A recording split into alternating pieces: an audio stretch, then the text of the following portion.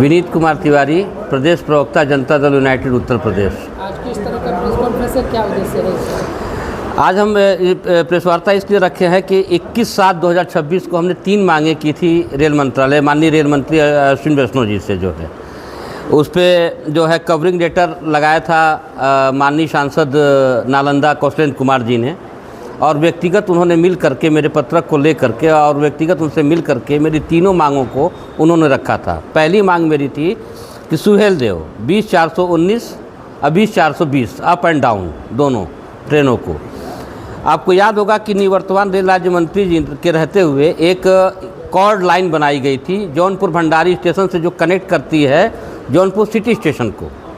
इस कि जो सुहेलदेव ट्रेन जफराबाद जा करके रुकती है और इंजन बदलती है, वो न करके उस कॉर्ड लाइन से अगर जाती है तो 1 घंटे की सीधी बचत और रेलवे को आर्थिक क्षति दोनों से बचाया जाए। इसके तहत उन्होंने इस योजना को वहाँ पे लागू करवाया था, जो आज अमल हो चुकी है। वो ट्रैक बन करके तैयार हो चुका है, लेकिन आज भी उस ट्रैक पे सुहेलदेव की ट्रेन को नहीं भेजा जाता है, बल्कि जफराबाद रोक करके इंजन बदलने की प्रक्रिया आज भी चल रही है।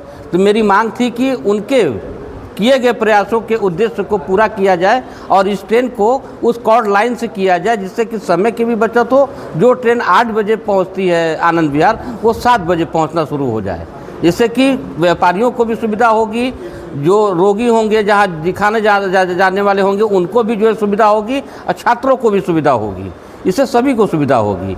तो वो मांग, और एक मांग हमने की थी 12-142, एक गाड़ी है जो पाटलिपुत्र से चल करके लोकमान्य तिलक टर्मिनल को जाती है, जिसको हमने ठहराव की मांग की थी गहमर स्टेशन पे, कि एशिया का सबसे बड़ा गांव है, सैनिकों का गांव है, जहां पे बहुत सारे सैनिक अभी भी कार्यरत हैं और काफ़ी सैनिक वहां से रिटायर्ड भी हैं।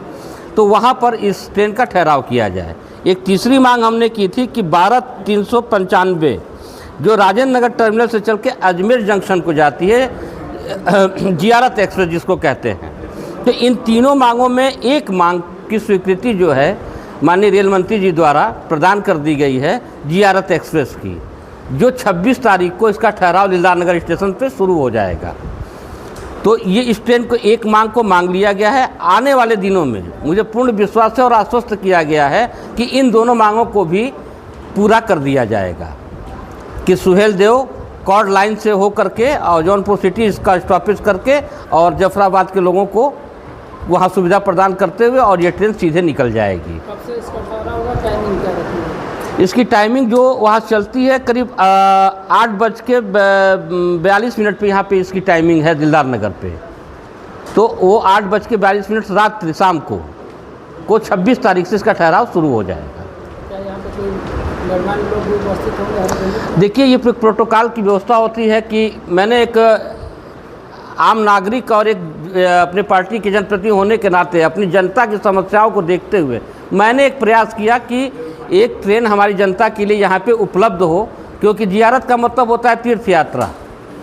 तो जो भी तीर्थयात्री वहाँ जाना चाहते हों वो जाएं, क्योंकि अजमेर शरीफ दरगाह वो दरगाह है जो कि हमारी पूर्ववर्ती सरकार हो या वर्तमान सरकार हो, वहाँ चादर चूम के भेजती है चढ़ाने के लिए। तो उसका ठहराव ज़रूरी था और यहाँ पर वो ठहराव हो गया।